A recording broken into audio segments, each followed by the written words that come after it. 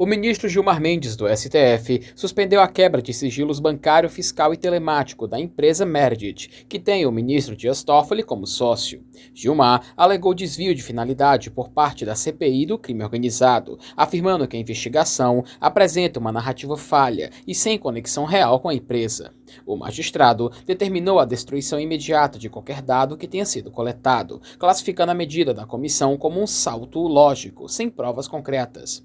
Essa decisão representa a segunda vitória de Toffoli no Supremo contra a CPI, após o ministro André Mendonça já ter barrado a convocação de seus irmãos.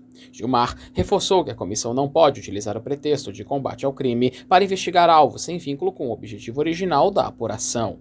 Com a liminar, o STF neutraliza a principal frente de desgaste contra Toffoli no Congresso, aprofundando a blindagem jurídica sobre sócios da empresa.